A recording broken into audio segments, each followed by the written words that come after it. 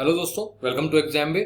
ये हमारा ecology and environment का लेक्चर नंबर 7 है। 6 लेक्चर हमने ऑलरेडी कवर कर लिए हैं और इसमें हम पढ़ेंगे एक्वेटिक इकोसिस्टम्स के बारे में बेसिकली। ठीक है, तो 3 मेन एक्वेटिक इकोसिस्टम्स होते हैं। एक तो एस्चुरीज होते हैं, एक आपके मैंग्रोव्स होते हैं और तीसरे कोरल रीफ्स होते हैं। तीनों के बारे में हम डिटेल में पढ़ेंगे। तो एस्चुरीज में तो बहुत ज्यादा कुछ बताने लायक नहीं है। एस्चुरी का मतलब आपको पता होना चाहिए कि एस्चुरी कहाँ पे होती है और कैसे बनती है। तो एस्चुरी जो होती है वो एरिया होता है जहाँ पे फ्रेश वाटर रिवर का जो नदियां होती हैं वो जब समंदर में मिलती हैं, ठीक है, वो जो एरिया होता है वो एक एस्चुरी कहलाता है। तो उसमें रिवर्स का या कोई भी स्ट्रीम है उसका जो फ्रेश वाटर है वो समुद्र के सैलाइन वाटर से मिलता है, इसलिए बहुत ही ज्यादा डायनामिक से इकोसिस्टम होता है, बहुत ही प्रोडक्टिव इकोसिस्टम होता है।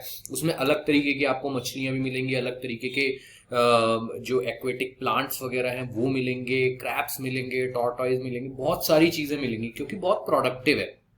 ठीक है, एक तो समुद्र की सैलिनिटी मिल रही है और आपका रिवर का फ्रेश वाटर और न्यूट्रिएंट्स उसमें मिल रहे हैं। ठीक है, तो जो वाटर होता है वो थोड़ा ब्रैकिश बन जाता है। ठीक है, जो उसकी जो सैलिनिटी होती है वो 35 पार्ट्स पर मिलियन से कम हो जाती है और 5 से ज्यादा, मतलब फ्रेश वाटर की सैलिनिटी से ज्यादा होगी, सलाइन वाटर से कम होगी।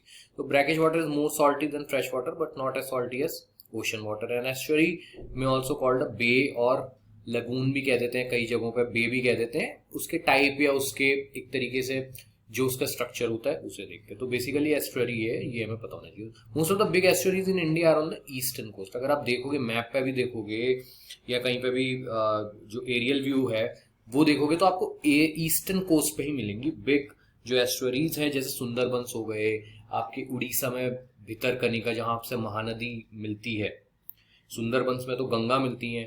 ठीक है, और उससे थोड़ा आगे आप लगा लो जो बांग्लादेश वाला जो कोस्ट होता है वहां पे ब्रह्मपुत्र भी मिलती हैं, ब्रह्मपुत्र की कुछ ट्रिब्यूटरीज इंडिया से भी मिलती हैं।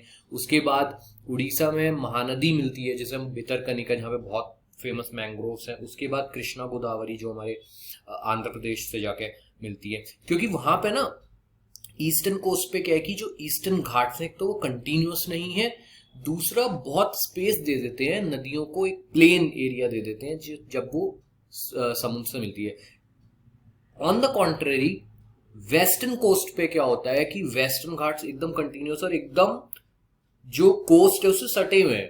कोस्ट से सटे हुए का मतलब ये है कि कोस्ट से 30-40 किलोमीटर की दूरी पे और कई जगहों पे तो 3-3, 4-4, 5-5 किलोमीटर की दूरी पे वेस्टर्न घाट है, तो जगह ही नहीं मिलती। तो एस्टोरीज जो बड़ी और मतलब प्रॉपर जो एस्टोरीज है वो आपको मिलेंगी ईस्टर्न कोस्ट पे। Mangroves are a group of evergreen trees and shrubs that live in coastal intertidal zone। तो ये आपको याद रखना है। कोस्टल, एक तो कोस्टल होते हैं मैंग्रोव्स, और इंटरटाइडल जोन बेसिकली जहाँ पे टाइड्स एक तरीके से मिलती है लेकिन जो पानी जो होता है वो थोड़ा शांत होता है।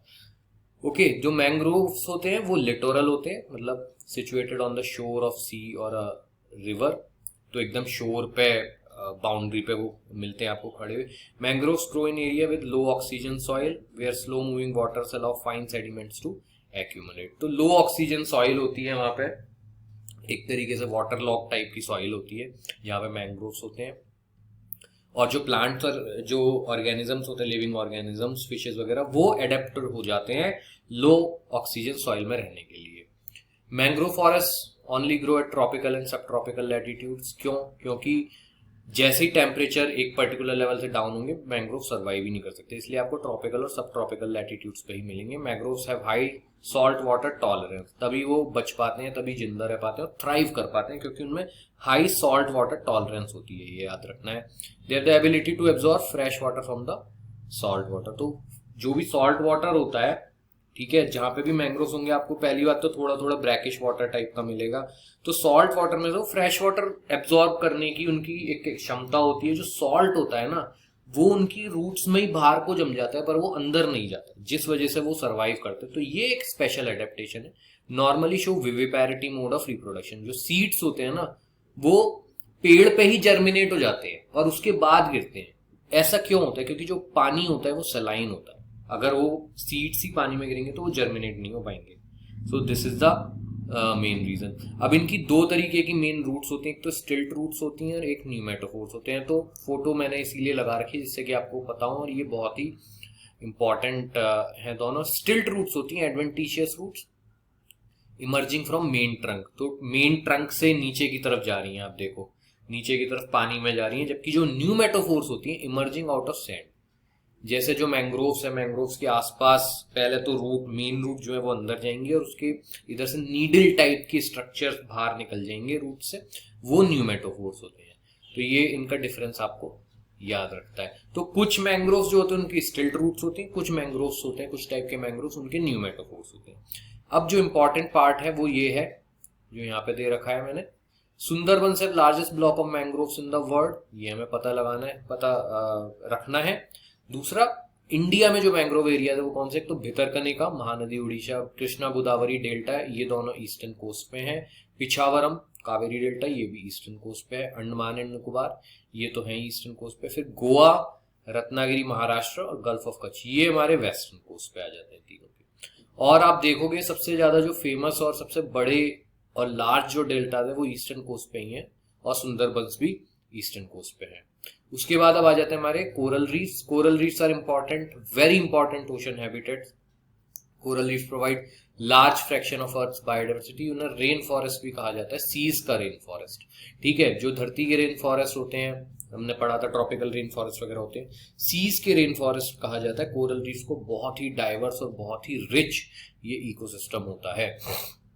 Scientist estimate that 25% of all marine species live in and around coral reefs. ठीक है, making them one of the most diverse habitats. Coral live in symbiosis with the micro organic algae, zooxanthellae, ये important point है जो आपको याद रखना है। जो कोरल्स होते हैं वो सिम्बायोसिस में रहते हैं, सिम्बायोसिस रिलेशनशिप होती है, सिम्बायोटिक रिलेशनशिप विद माइक्रोस्कोपिक आल्गे, जिन्हें हम जूजेंथेल कहते हैं। This means organisms cooperate with each other. Zooxanthellae live inside the corals, which provide them protection of tough shell made with calcium carbonate. अब कैल्शियम कार्बोनेट का tough shell बनाते हैं corals. ठीक है, अगर आप देखोगे तो, और उनके अंदर जूजेंथेल होते हैं। जो जूजेंथेल होते हैं वो उन्हें मतलब जूजेंथेल को प्रोवाइड कराते हैं प्रोटेक्शन कोरल्स, और जूजेंथेल जो होते हैं वो उन्हें न्यूट्रिएंट्स देते हैं। जो तो इन दो सेंटेंस में क्या पता लगा, जो जूजेंथेल होते हैं वो तो हमारे प्लैंक्टन्स, वो फाइटोप्लैंक्टन्स या प्लांट्स वाला रोल प्ले करते हैं, और जो कोरल्स होते हैं वो एनिमल वाला रोल प्ले करते हैं। तो जो कोरल होते हैं वो रेस्पिरेशन करते हैं, जूजेंथेल होते हैं वो हमारे फोटोसिंथेसिस करते हैं। तो बहुत ही सिम्बायोटिक सी रिलेशनशिप है ये। This symbiotic relationship is strongly dependent on temperature and acidity of surrounding water. Okay, जैसे जैसे टेम्परेचर बढ़ता जाएगा वैसे वैसे कोरल रीफ कम होते जाएंगे या फिर मर जाएंगे एक लेवल पे आके। कोरल रीफ को बहुत ही एक लिमिटेड सी टेम्परेचर रेंज चाहिए होती है, 23 डिग्री से 25 डिग्री 26 डिग्री के आसपास की। As the water warms, zooxanthellae leave corals tissue, zooxanthellae coral को छोड़ जाते हैं, causing it to lose its colour and major source of food. अब मेजर सोर्स ऑफ फूड ही नहीं होगा, जब फूड ही नहीं मिलेगा तो कोरल मर जाएंगे या मरने की कगार पे आ जाएंगे, और उसे कोरल ब्लीचिंग कहते हैं। बहुत बड़ी समस्या है क्लाइमेट चेंज की वजह से, क्योंकि टेम्परेचर बढ़ता जा रहा है और समुद्र में गंदगी भी बढ़ती जा रही है, इस वजह से warmer ocean water also become more acidic. ठीक है, एसिडिक होंगे तो कैल्शियम कार्बोनेट के जो वो जो उनके जो शेल्स वगैरह होते हैं वो भी एसिड में अपने एक तरीके से गल जाते हैं। Difficult to build their hard calcium carbonate exoskeletons. ठीक है, क्योंकि ये सॉल्ट होते हैं तो वो एसिडिक बन जाता है। Ocean acidification also occurs because of rising carbon dioxide levels. Rising carbon dioxide levels, simple global warming. The ocean absorbs carbon dioxide released into the atmosphere. ठीक है, coral bleaching does not always mean death of coral reef. अगर उसे अच्छा environment दिया जाए तो वो फिर से रिवाइव कर सकते हैं। ठीक है, जो कोरल्स होते हैं फिर से they can revive themselves. Coral reefs are also threatened by over harvesting of reef fish. अगर रीफ फिश की ओवर हार्वेस्टिंग होती है तो होता क्या है, जो रीफ फिश होती है ना वो जूजेंथेल वगैरह को खाते हैं, तो जूजेंथेल की मात्रा बहुत ज्यादा बढ़ जाएगी और वो एक इम्बैलेंस हो जाएगा। इम्बैलेंस से क्या होगा कि भाई जो फोटोसिंथेसिस करके आपको ऑक्सीजन तो बहुत ज्यादा मिल रहा है, पर जो कोरल्स होते हैं वो एक पर्टिकुलर लेवल का ऑक्सीजन निकाल नहीं पाएंगे, कार्बन डाइऑक्साइड ज्यादा हो जाएगा, तो ये चीज हो जाती है। Two reef building coral names, एखॉन कोरल और स्टैगॉन कोरल, ये आप याद रख सकते हो। 3 टाइप्स होते हैं ये, यहाँ पे मैं टाइप्स लिख देता हूँ। उसके बाद there are two main type of corals, hard corals और सॉफ्ट कोरल्स. तो hard corals grow in colonies and often refer to as reef building corals. तो हार्ड कोरल्स ही रीफ बनाते हैं, कोरल रीफ्स. ये कोरल रीफ है. Soft corals जो होते हैं वो कोरल रीफ्स नहीं बनाते हैं, बेंडेबल होते हैं, रिजेंबल प्लांट्स और ट्रीज की तरह दिखते हैं. ये लोग रीफ नहीं बनाते हैं, ठीक है. इन्हें जूजेंथेल की जरूरत नहीं होती है, और क्योंकि इनके स्टोनी स्केलेटन नहीं होते तो जूजेंथेल आते भी नहीं है इनके पास. बट ये अडेप्ट कर चुके हैं उसी तरीके से, और ये कॉलोनीज में रहते हैं. और इनका क्या है कि ऑक्सीजन तो इनके पास होता है, पर कार्बन डाइऑक्साइड जो उसके आसपास का जो एटमॉस्फेयर होता है ना, वहां से ये ले लेते हैं, जो सी का जो कार्बन डाइऑक्साइड होता है. Soft coral.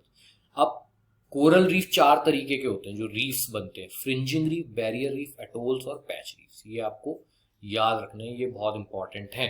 इंडिया में चारों तरह के रीफ पाए जाते हैं: फ्रिंजिंग रीफ, बैरियर, एटोल्स और पैच. जो फ्रिंजिंग रीफ जो होते हैं, grow near the coast line around islands and continents. They are separated from the shore by narrow shallow lagoons वगैरह के आसपास आपको मिलेंगे. और इंडिया में जो कोरल रीफ्स है ना, वो मोस्टली आपको अंडमान निकोबार आइलैंड में मिलेंगे, क्योंकि वहीं पे वाटर का वो क्वालिटी होती है, ठीक है. और लक्षद्वीप में मिलेंगे. इन्हीं 2 जगह आपको मोस्टली मिलेंगे.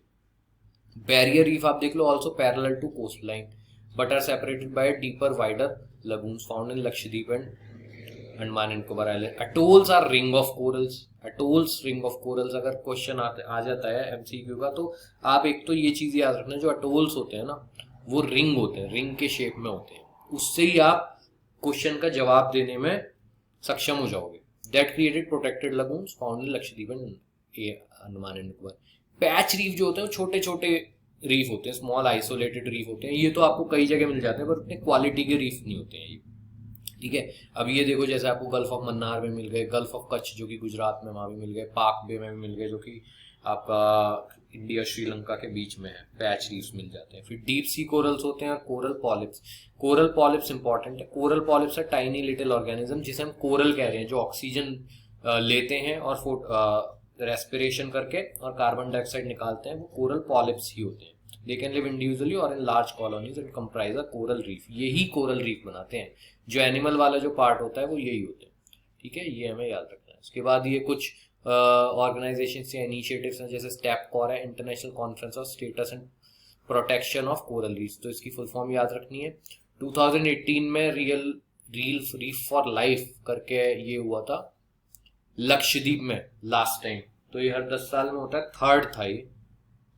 अब 2028 में कभी होगा, ठीक है. स्टेपकॉर्प, और इसका फंक्शन क्या है? Promotes partnership between governments, academia, civil society to encourage sharing of information. तो जो भी इन्फॉर्मेशन है, अगर कम है या कोई नई रिसर्च हो रही है, वो स्टेपकॉर्प के थ्रू शेयर करना. कोस्टल रेगुलेशन जोन CRZ, ये याद रखना है. कोस्टल रेगुलेशन जोन नोटिफिकेशन 91 में आया था एनवायरमेंट प्रोटेक्शन एक्ट के under. As per notification, coastal land up to 500 metre from the high tide line and a stage of 100 meter along banks of creeks, lagoons, estuaries is called coastal regulation zone. तो coastal regulation zone की definition क्या है? बहुत सारी limitations हो जाती हैं. आप ऐसा नहीं कि आप कुछ भी बना दो coast पे जाके, ठीक है, beaches पे जाके. 4 कैटेगरीज में इन्हें बांटा गया है. CRZ1, ecologically sensitive areas essential for maintaining ecosystem of the coast. They lie between low and high tide lines.